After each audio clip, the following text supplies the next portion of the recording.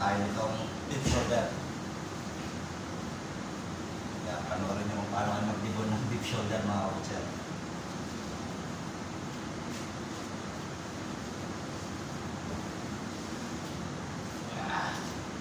Ganito lang kayo magdibon dito. Panoorin nyo.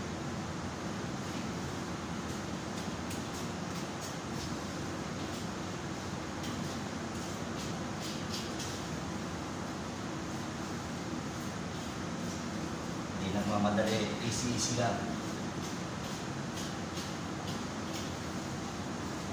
Saka yung mga butcher na nandito na, tsaga-tsaga lang kayo. Kasi may araw din na tuturuan kayo sa mga cutting hanggang matuto kayo sa mga basic mga butcher. Kasi sa umpisa talaga, mag-aano lang talaga yung mga butcher. Customer lang kayo, hindi kayo mag-aano. Hindi kayo magdidibot, hindi kayo magmumot at cutting. Hanggang sa matuto lang kayo. Hanggang yung mga senior staff, umpisa na kayo turuan. Ganun lang yan, tsaka-tsaka lang muna mga butcher. Huwag magmamadali kasi alas isang buwan pa lang kayo, 3 buwan. Kasi may under training kayo niyan.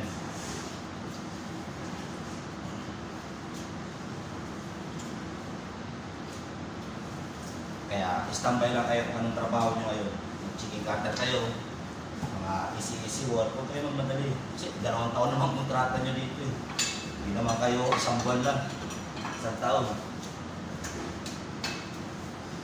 Kaya huwag kayo magmamadali. Kapag dibon kayo ng baka, kapag katigay ng mga, kasi ayaw din nila madurog yung karne, ayaw din nila masira yung parts ng mga tuba, for example na inihiwa, kasi kailangan maganda rin yung presentation niya mga butcher. Kaya hanggang masin lang muna kayo, hanggang sa matuto kayo. Kasi tulad dito, yung mga production nito, hindi nyo alam kung saan ilalagay yung mga giniling, saan ilalagay yung mga bonding. Kaya kailangan, masid kayo hanggang sa matuto lang kayo mga butcher.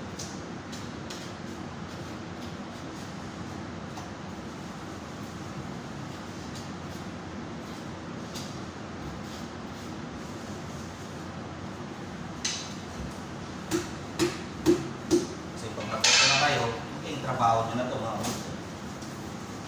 Sa inyo na ipapaasa yan. Doon naman kayo magreklamo, dami yung trabaho. Bis ngayon, easy lang kayo, hindi kayo bibigyan ng maraming trabaho. Kaya dapat, enjoy lang muna nyo yung pagka-new stock nyo kasi may junior stock, may senior stock, pag 1 year, naka-junior stock na kayo. Pag mga 2 years na kayo, senior stock na kayo. Kaya tsaga-tsaga lang muna mga butcher. Kaya yun, easy lang muna. Huwag magmamadali sa mga trabaho, hanggang sa matuto lang kayo mga butcher.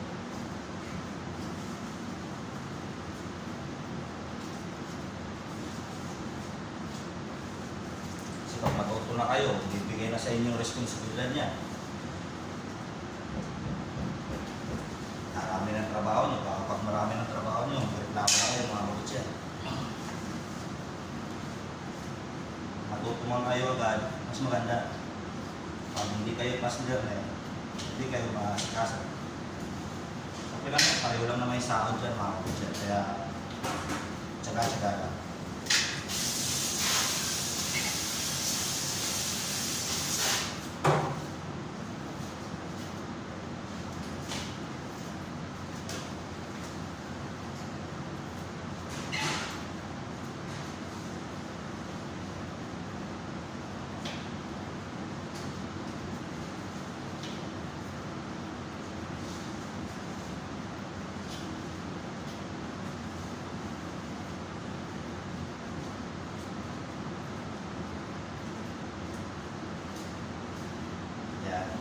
Tinanggal ko sa buto.